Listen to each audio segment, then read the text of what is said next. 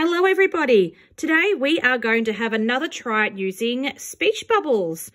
But this time we are going to draw a picture of us with one of our friends or some of our friends, and we're going to use words from around our room or at home to help us to write. So this is me and my friend Tanya, and we are drinking coffee that Tanya had bought for me, which was very lovely. We met at the park, ages ago. So in my speech bubble, I wrote, my coffee is big, and I was able to use a blue word and a green word and a golden word to be able to write my speech bubble.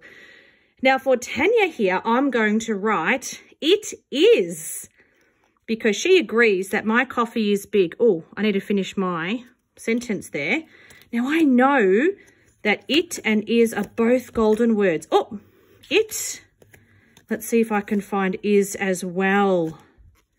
Oh, there it is. Haha, how funny. It is. So now I can use those words to write Tanya's speech bubbles. It is. Excellent. So today when you're using your speech bubbles, your job is to use some words from around your room or in your phonics folder to help you write what you and your friends were saying in your picture. Okay, good luck.